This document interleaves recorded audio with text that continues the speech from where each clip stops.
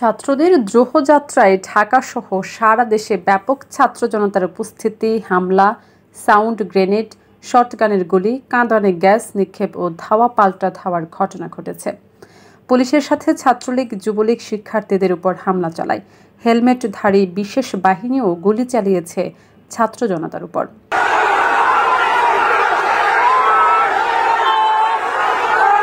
দ্রোহযাত্রাকে কেন্দ্র করে সারা দেশে যেমন ছাত্র জনতার রাস্তায় বিক্ষোভে নেমেছে, একই সাথে পুলিশ, ছাত্রলীগ, যুবলীগ ও শিক্ষার্থীদের মধ্যে সংঘর্ষও হয়েছে।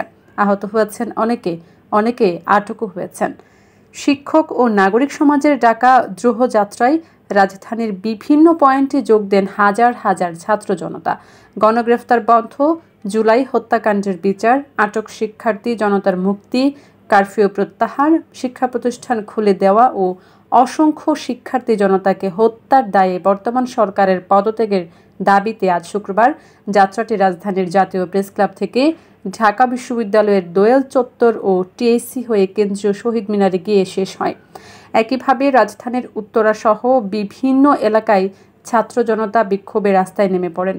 উত্তরায় বৈষম্য বিরোধী ছাত্র আন্দোলনের গণমিছিলে শিক্ষার্থীদের সঙ্গে পুলিশ ও আওয়ামী লীগের নেতাকর্মীদের পাল্টাপাল্টি ধাওয়া ও সংঘর্ষের ঘটনা ঘটেছে।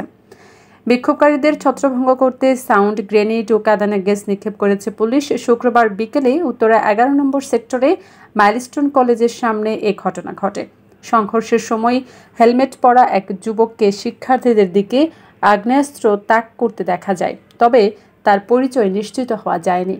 বৈষম্য বিরোধী ছাত্র আন্দোলনের গণমিছিল কর্মসূচির সামনে রেখে পুলিশ ও আওয়ামী লীগের সমর্থকরা উত্তরা 11 নম্বর সেক্টরে জমজম টাওয়ারের সামনে অবস্থান নেয়। অন্যদিকে শিক্ষার্থীরা মাইলস্টোন কলেজের সামনে জড়ো হয়। বিকেল 4:15টার পর আওয়ামী লীগের সমর্থকেরা মাইলস্টোন কলেজের দিকে থাকা শিক্ষার্থীদের ধাওয়া দেয়। পরে শিক্ষার্থীরাও ধাওয়া পাল্টা ধাওয়া শুরু করে। এ সময় পুলিশ সহ নেতাকর্মীরা একত্রিত হয়ে শিক্ষার্থীদের ধাওয়া দেয়। সাউন্ড গ্রেনেড ও কাঁদানে গ্যাস নিক্ষেপ করলে শিক্ষার্থীরা ছত্রভঙ্গ হয়ে যায়। পরে জমজম টাওয়ারের সামনের সড়কে আওয়ামী লীগ সমর্থক ও পুলিশের অবস্থান রয়েছে। অন্যদিকে শিক্ষার্থীরা বিভিন্ন সড়কে ছড়িয়ে পড়ে অবস্থান নেয়। রাজধানীর শাহবাগ সায়েন্স ল্যাবেও ছাত্র জনতা বিক্ষোভ ও হত্যাকাণ্ডের প্রতিবাদ জানায়। এক পর্যায়ে শাহবাগ মোড়ে অবস্থান নিল পুলিশ, এলাকার বন্ধ হয়ে যায়, রাস্তায় যান চলাচল বন্ধ হয়ে যায়। হবিগঞ্জে বৈষম্য বিরোধী ছাত্র আন্দোলনে পুলিশের সঙ্গে ছাত্র জনতার মধ্যে সংঘর্ষ চলাকালে একজন নিহত হয়েছে। নিহতের নাম মুস্তাক মিয়া, তার বয়স 24 বছর। শুক্রবার 2 আগস্ট বিকেলে হবিগঞ্জ শহরে এই ঘটনা ঘটে। মুস্তাকের সঙ্গে কাজ করেন মারুফ হোসেন। হবিগঞ্জ 250 শয্যা বিশিষ্ট হাসপাতালে আবাসিক চিকিৎসক গণমাধ্যমকে বলেন, মুস্তাকের হাতে বড় ধরনের আঘাত ছিল, সেটা গুলি কিনা পরে জানা যাবে। এদিকে সিলেটেও ব্যাপক সংঘর্ষ হয়েছে। পুলিশের গুলিতে আহত হয়েছেন অনেকেই। সিলেটে গুলিবিদ্ধ 15 বছরের এক কিশোরকে হাসপাতালে ভর্তি করা হয়েছে। সিলেটে সাবিপ্রবি সংলগ্ন আখালিয়া এলাকায় শিক্ষার্থীরা মিছিল নিয়ে বের হয়ে পুলিশের বাধার মুখে পড়ে।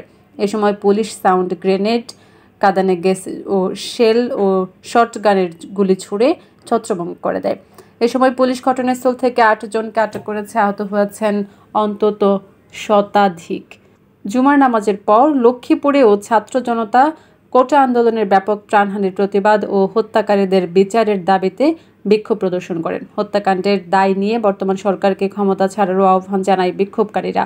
এ সময় বৈষম্য বিরোধী ছাত্র আন্দোলনকারীদের সঙ্গে যুবলীগ, ছাত্রলীগের সংঘর্ষের ঘটনা ঘটেছে।